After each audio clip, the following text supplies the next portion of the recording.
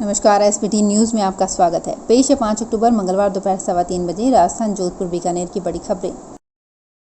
उत्तर प्रदेश के लखीमपुर खीरी में किसानों के मामले को लेकर प्रियंका गांधी को हिरासत में लेने के विरोध में कांग्रेस ने योगी सरकार के खिलाफ हल्ला बोल दिया है।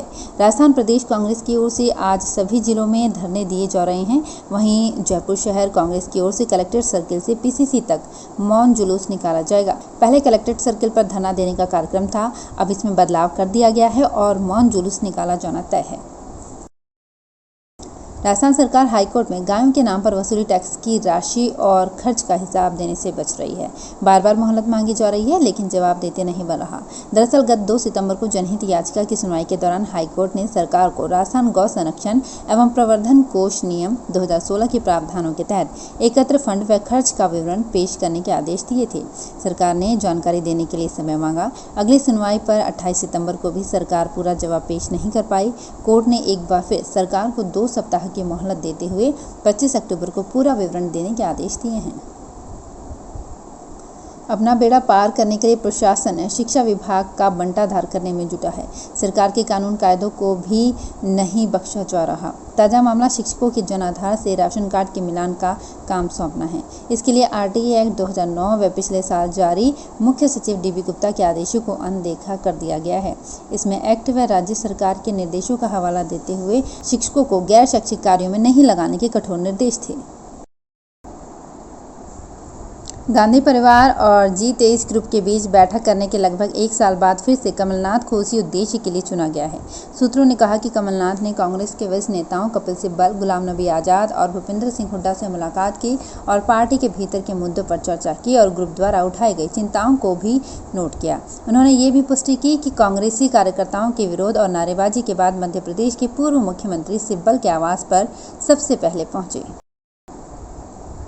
चारधाम यात्रा के मामले उत्तराखंड सरकार को हाईकोर्ट से बड़ी राहत मिलने की खबर आई है।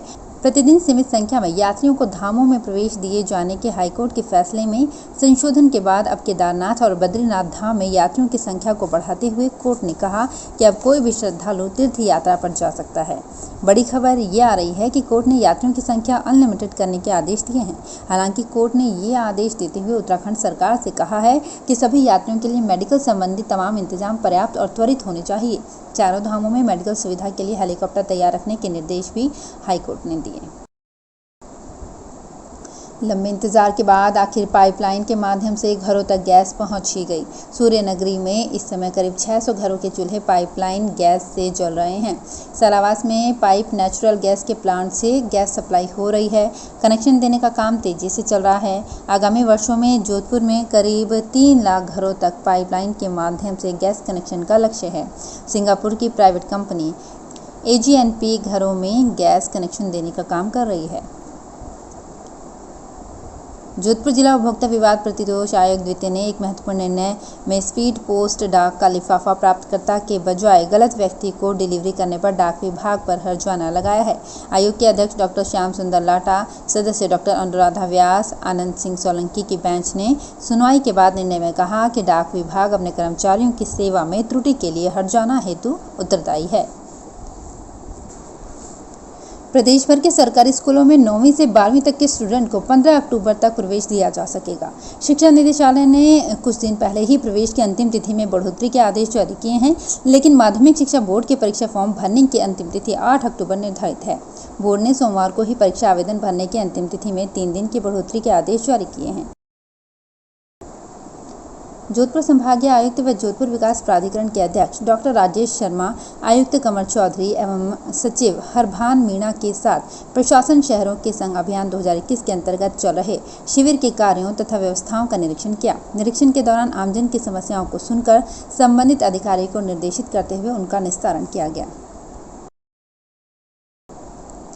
रीट एग्जाम में करीब 25 स्टूडेंट्स को 6-6 लाख रुपए की चप्पल और एक अन्य डिवाइस से नकल करवाने वाले गिरोह के मुख्य सरगना को पकड़ने में पुलिस 12 दिन बाद भी सफल नहीं हो सकी है। आमतौर पर पुलिस आरोपी के परिजनों से सख्त पूछताछ करके गिरफ्तारी कर लेती है, लेकिन तुलसाराम कालेर अपने परिजनों से भी अरसे से नहीं मिला है। हालांकि पुलिस जगह जगह दबिश देकर उसे गिरफ्तार करने में जुटी है।